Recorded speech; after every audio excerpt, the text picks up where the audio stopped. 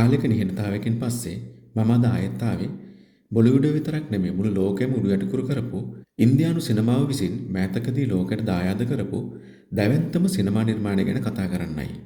ඒ තමයි 2025 වසරේ දෙසැම්බර් 25 වෙනිදා තිරගත වීම ආරම්භ කරපු ආදිත්‍ය ධාර්ගේ අධ්‍යක්ෂණයෙන් හැඩවුණ දුරන්දර්. මිනිත්තු 214ක්. ඒ කියන්නේ හරියටම පැය 3යි විනාඩි 34ක් පුරාවට දිවෙන IMDb රේටින්ග්ස් වල 8.3ක ප්‍රතිශතයක් ලබාගත්තු මේ චිත්‍රපටය ඇක්ෂන් ක්‍රයිම් ශානරයට අයත් වෙනවා. මේ චිත්‍රපටය ඉන්දියානු සිනමා ඉතිහාසයේ දිගම චිත්‍රපටවලින් එකක් වගේම ජෝ ස්ටුඩියෝස් සහ B62 ස්ටුඩියෝස් යටතේ නිෂ්පාදනය කර තිබෙනවා.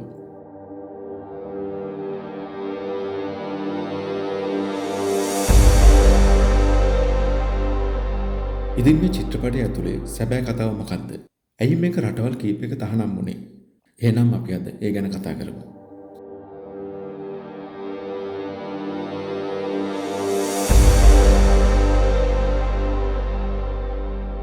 මෙම චිත්‍රපටයේ කතාව ගොඩනැගෙන්නේ දකුණු ආසියාවේ සිදුවුණු සැබෑ සිදුවීම් කීපයක් පදනම් කරගෙනයි. වර්ෂ 1999 දී IC-814 ගුවන් යානා පැහැර ගැනීම, වර්ෂ 2001 දී ඉන්දීය පාර්ලිමේන්තු ප්‍රහාරය, වර්ෂ 2008 දී මුම්බායි ත්‍රස්ත ප්‍රහාරය වගේ සැබෑ සිදුවීම් මේට පසුබිම් වෙනවා. කතාව පටන් ගන්නේ වර්ෂ 1999 දී ඇමති දේවරුත් කපූර් බුද්ධ්‍යංශ ප්‍රධානි අජේ සන්යාල් එක් වී කන්දහාර් ප්‍රාණාපකරුවන් බේරා ගැනීමට ත්‍රස්තවාදීන් සමගින් කරන සාකච්ඡාවකින්. ඉන්පසුව සිදුවන පාර්ලිමේන්තු ප්‍රහාරත් සමග අජේ සන්යාල්ගේ යෝජනාවකට අනුව ඔපරේෂන් දුරන්දර් නමින් අති රහසිගත මෙහෙයුමක් ආරම්භ වෙනවා.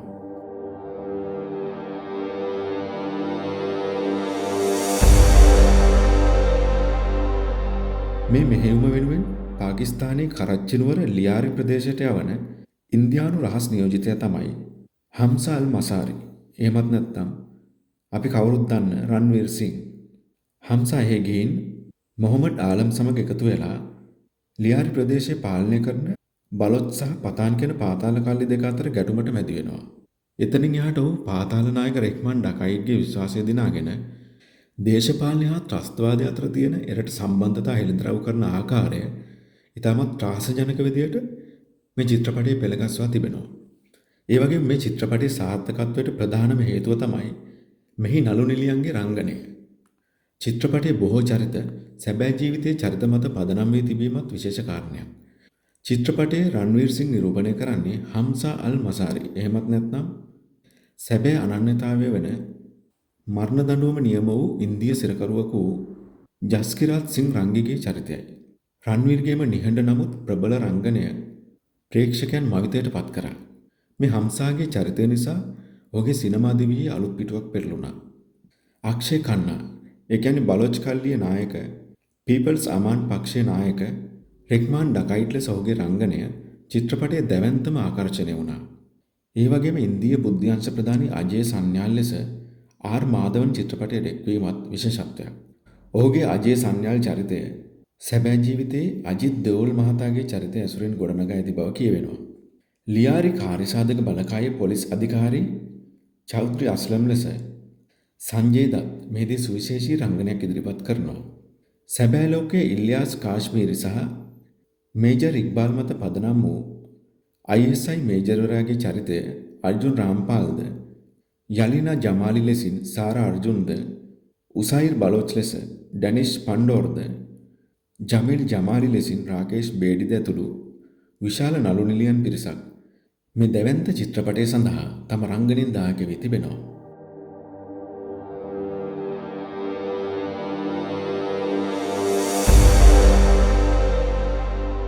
ඒ වගේම විශේෂයෙන් සඳහන් කරන්න ඕනේ ඕනෑම දැවැන්ත නිර්මාණයකට වගේම දුරන්දර් චිත්‍රපටයටත් විශාල අභියෝග ආවා.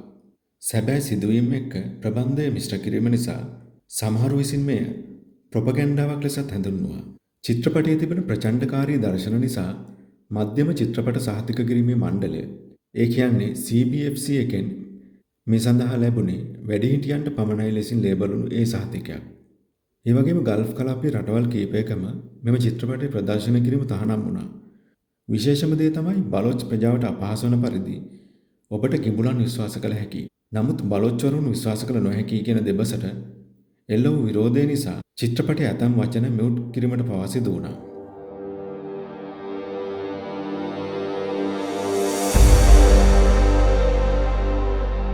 මේ දැවැන්ත විරෝධය හමුවේ 2019 වසරේ සිට ඉන්දියානු චිත්‍රපට තහනම් කරලා තියෙන පාකිස්තානය ඇතුළේ පවා නීති විරෝධී ලෙසින් දුරන්දර් චිත්‍රපටය මිලියන 2කට වැඩි වාර ගණනක් ඩවුන්ලෝඩ් කරලා තියෙන බව වාර්තා වෙනවා. දැන් අපි කතා කරමු චිත්‍රපටයේ දැවැන්ත ආදායම් වාර්තා ගැන. මුල් දිනේදීම ලොව පුරා කෝටි 86.5ක ආදායමක් ලැබූ දුරන්දර් නිකුත් වෙලා දින 21ක් ඇතුළත කෝටි 10 සීමාව ඉතාමත් පහසුවෙන් පසු කළා. ඉන්දිය රුපියල් කෝටි 250ත් 475ත් අතර වියදමකින් නිමවුණු මේ චිත්‍රපටය මේ වන විට ලොව පුරා ආදායම ආසන්න වශයෙන් ඉන්දිය රුපියල් කෝටි 1400කට සමීප බව වාර්තා වෙනවා.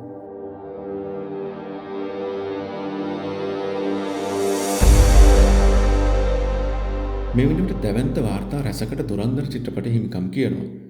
ලොව පුරා බොක්ස් ඔෆිස් ආදායම කෝටි 1000 සීමාව පසු කරමින් ගෝලීය වශයෙන් දල ආදායම කෝටි 1400ක් ලබා ගනිමින් එසේ කළ හතරවන හින්දි චිත්‍රපටය සහ සමස්තයක් ලෙස එම ජයග්‍රහණය ලබාගත් නවවන ඉන්දිය චිත්‍රපටය බවට පත් වුණා.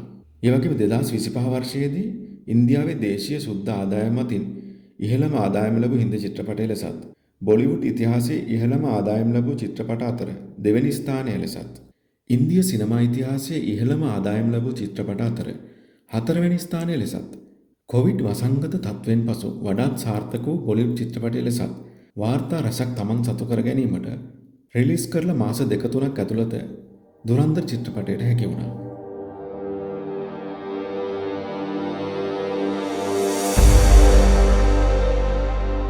දෙදස් 25 වසරේ වැඩිම ආදායමක් ලැබූ ඉන්දිය චිත්‍රපටය වගේම රන්වීර් සිංගේ පළමු ඉන්දිය රුපියල් කෝටි 1000ක් වූ චිත්‍රපටය හැටියටත් දුරන්දර් ඉතිහාසගත වෙන්නේ ගල්ෆ් කලාපයේ තහනම නිසා කෝටි 90ක පමණ ආදායමක් පවා අහිමි කරගෙන වීමත් සුවිශේෂී කාරණාවක්.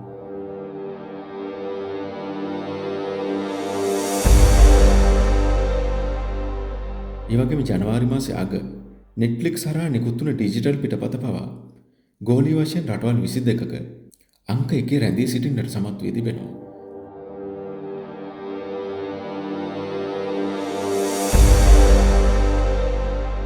ඉතින් අවසාන වශයෙන් කියන්න තියෙන්නේ ආදිත්‍ය ධාර්ක තිරරචනය අධ්‍යක්ෂණයත් ශාස්වත් සද්දේව්ගේ මරණම් සංගීතයත් විකාශය කැමරාකරණයත් සමගින් දැවැන්ත රංගවේදීන්ගේ රංගනයත් එකතු වුණු දුරන්දර් කියන්නේ සිනමාලෝලියෙක් අනිවාර්යෙන් නැරඹිය යුතු චිත්‍රපටයක්. කතාවේ ගලා යාමේ වේගය සහ දිගු ධාවන කාලය ගැන සුළු විවේචන තිබුණත් චිත්‍රපටය නැරඹීමෙන් ලැබෙන සුපිරි සිනමා අත්දැකීම ඒ සියල්ල අභිභවා යනවා. කතාව අවසානයේදී රෙග්මාන්ව මෙල්ල කරලා ලියාරි ප්‍රදේශයේ බලය තහවුරු කරගන්න හම්සා මීළඟට සූදානම් වෙන්නේ පාකිස්තාන ත්‍රස්තවාදී ප්‍රහාර රැසක නිර්මාතෘ වන බඩේ සහ බිලක්ක කරන්නයි.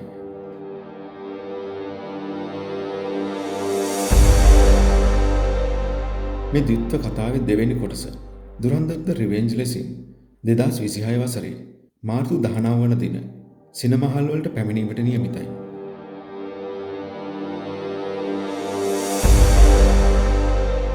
ඉතින් ඔයාලා මේ සුපිරි සිනමා නිර්මාණය බැලුවද? රන්වීර්ගේ සහ අක්ෂය ඛන්නාගේ රංගනය ගැන මොකද හිතන්නේ? පුංචි දරියක් විදිහට අපි දැකපු සාරා පෙම්වතියක් විදිහට ලබා දෙන රංගනය කොහොමද? ඉතින් ඔයාලගේ අදහස් පහලින් කමෙන්ට් කරන්න.